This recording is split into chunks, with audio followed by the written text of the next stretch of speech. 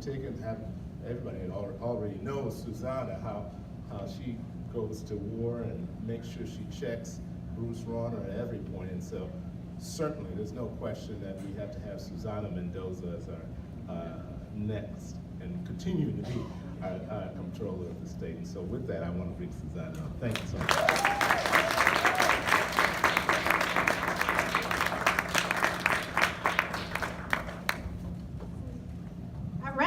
Let's hear it for Kwame! And La Juliana. That's the Mexican version of the Juliana. She's the best. She's going to be wonderful. Kwame's going to be amazing. And listen, this is no joke. 7 days. And an hour and 2 minutes.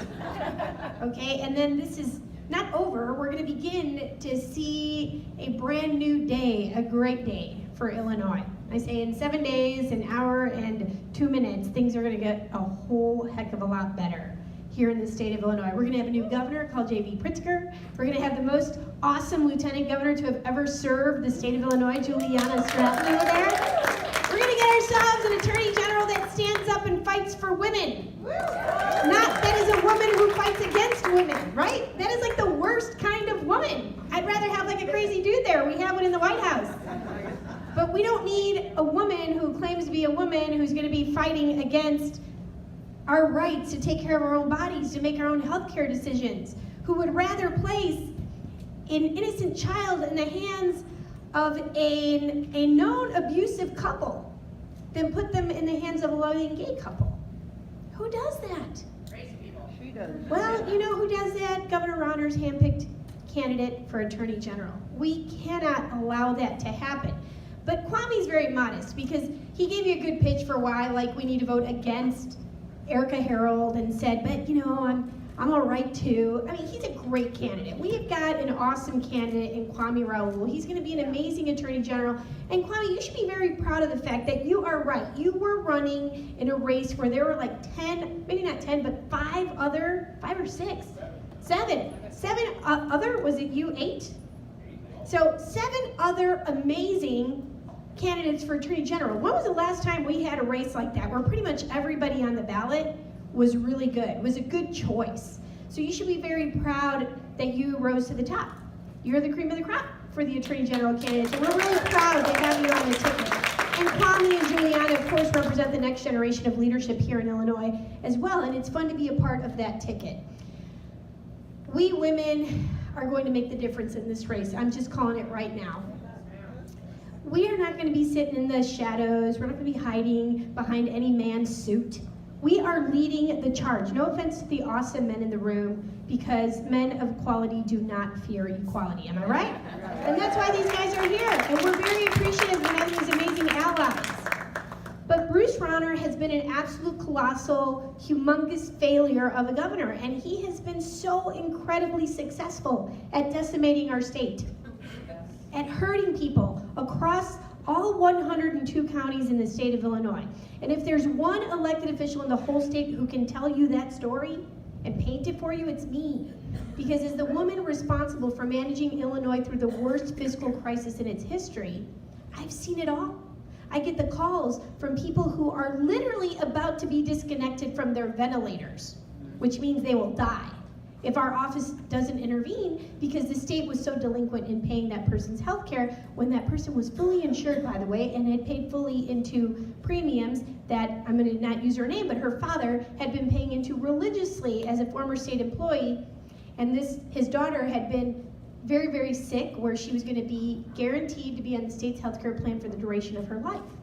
But as a grown woman now, fully dependent on state health care, she was just days away from losing access to her ventilator when she has no motor skill function. And the only way I even found out about this story is because she was able to, through the use of a head mouse, a little dot on her forehead, be able to put her thoughts into words through a computer. This is what Illinois had devolved into under Bruce Rauner. It was a gut punch for me on my very first day as controller. I got that email from her.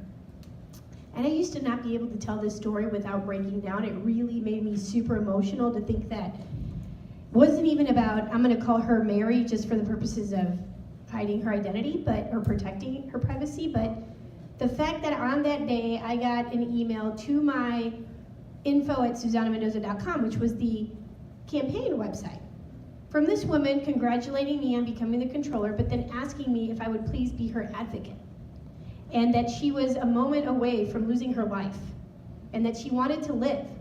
But more importantly, her mother was on the very tail end of losing her life because she was battling terminal cancer, breast cancer, and would not survive.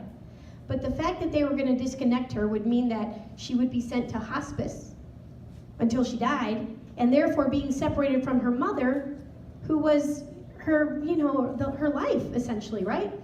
And so, thankfully, we were able to intervene, but the fact that she'd been trying for months to no avail, with my predecessor and the governor and everybody who she could send an email to, that our state would just look at that as just another one of the casualties was so sick to me, right? So on my very first day, that was my welcome to the controller's office.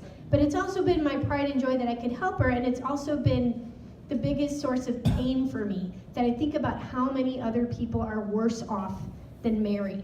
That even though I did go meet her, I met her one day, and she was, now that she's like in her late 40s, she is confined to a wheelchair where her body has absorbed itself into itself. So she can't move, she can't talk, she can't even blink, right? It's just like moisture that comes out of her eyes. But I know she's brilliant. And when I walked in her home and I saw the amazing artwork all over her house, I assumed someone in her family was an art collector. And it turns out those were her pieces of artwork that she was able to sketch with a pencil where people would move her wheelchair when she was in college, and she would still do this amazing work, but now she can't hold a pencil, right? But the point is, imagine this thought of this woman who is a genius, she's brilliant, yet confined to her own body, and we were just gonna write her off. And to me, that is wrong every single day of the week, no matter how good we're doing financially and no matter how poorly we're doing financially. Government, in my mind, if we do nothing else right, we take care of the most vulnerable amongst us. And that is why I'm very happy to be the controller, but I'm very sad at the same time because I wonder how many other people like Mary have we lost because they couldn't communicate with me. She at least was still sharp in mind, even though not in body.